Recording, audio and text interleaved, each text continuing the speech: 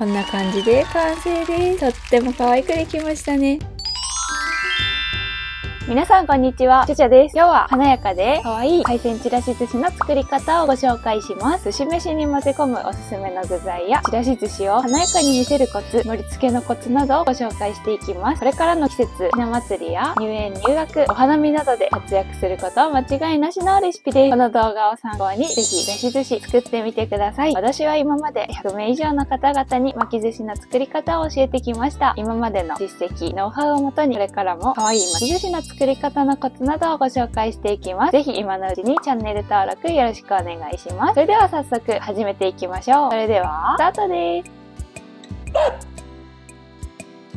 最初に寿司飯を用意していきます。寿司飯の美味しい作り方に関してはこちらの動画で詳しく説明していますので、ぜひ合わせてご覧ください。今日はお米2合を使ってちらし寿司を作っていきます。最初に合わせ酢を作ります。砂糖 50g、塩 8g、酢 80g です。これを鍋に入れ軽く火にかけて砂糖と塩をよく溶かしていきましょう。電子レンジを使用しても問題ありません。この時沸騰させないように気をつけてください。沸騰させてしまうとその風味が消えてしまうので注意してくださいね。これで合わせ酢が完成しました。合わせ酢を炊きたてのお米と混ぜていきます。このような飯台がない方は家にある一番大きなボウルを使ってください。しゃもじに合わせ酢をかけながら米全体に合わせ酢が行き渡るようにかけていきます。切るように混ぜていきましょう。ボウルの場合下に合わせ酢が溜まってしまうので下にあるお米を上に持ってくるようなイメージで混ぜていきましょう。ある程度お米が合わせ酢を吸ってくれたらうちわで仰いでいきます。うちわで仰ぐことによって余分な水分が蒸発し米にツヤが出てくれます。お米がツヤっとしてきたらしゃもじでお米をひっくり返します。もう片面も同様にうちわで仰いでいきましょう。ここまでできたら乾燥しないように濡れ布巾または濡らしたキッチンペーパーを上にかけておきましょう。これで寿司飯の準備ができました。寿司飯を冷ましている間に具材を準備していきましょう。本日使用する具材はこちらです。大葉、みょうが、たくあん、白ごま、サーモン、マグロ、タイ、ボイルエビ、きゅうり、卵焼き、とびっこ、甘酢漬けの花レンコン、型抜きした甘酢漬けの大根です。早速具材を準備していきましょう。最初に寿司飯と混ぜ合わせる具材を準備していきます。寿司飯と混ぜ合わせる具材は大葉、みょうが、たくあんです。大葉は軸の部分を V の字にカットしてくるくる巻いて細くカットしていきます。みょうがは薄切りにしましょう。たくあんは小さめのさいの目切りにしていきます。たくあんが入ると食感のアクセントになってとっても美味しいです。ぜひたくあん入りで作ってみてくださいね。次にちらし寿司の上に乗せる具材を用意していきます。お刺身はサーモン、マグロ、タイです。お刺身はこのように色が違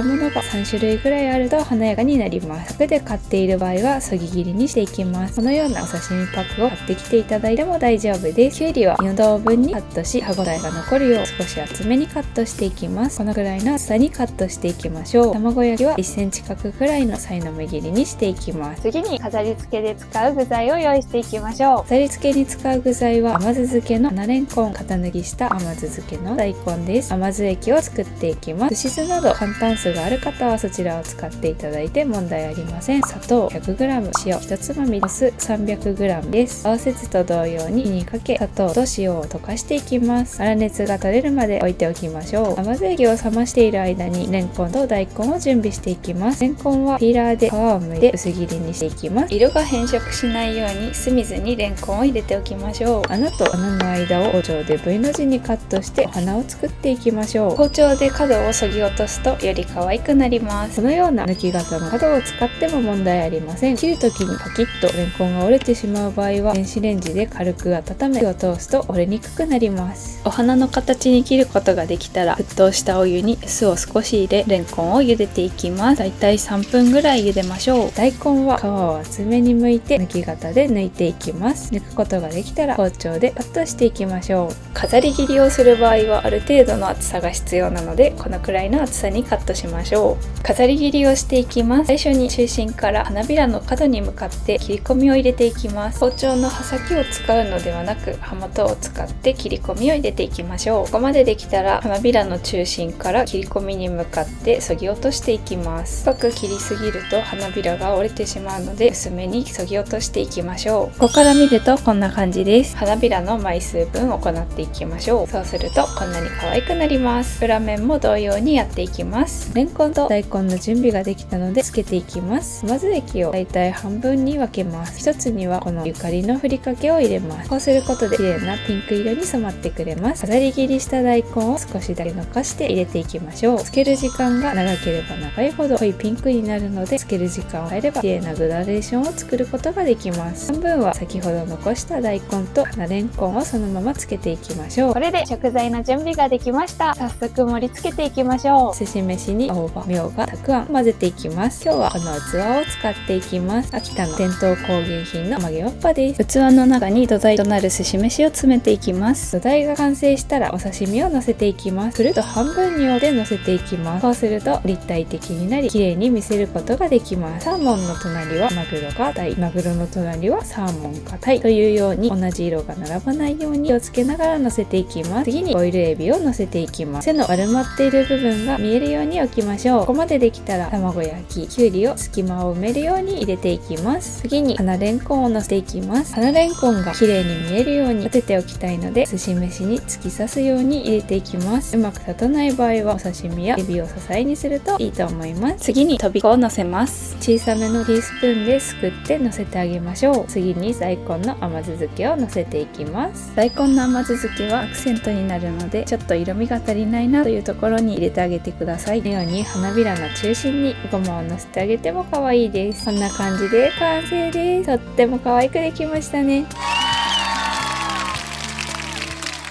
今日は華やかで可愛い海鮮ちらし寿司の作り方をご紹介しました。いかがだったでしょうか？ちょっとした工夫、ちょっとしたコツで華やかなちらし寿司を作ることができます。ぜひ今年のひな祭りは手作りちらし寿司に挑戦してみてくださいね。本日の動画も最後までご覧いただきましてどうもありがとうございました。ちらし寿司とっても可愛かったよ、美味しそうだったという方は高評価とチャンネル登録よろしくお願いします。それではまた次の動画でお会いしましょう。バイバーイ。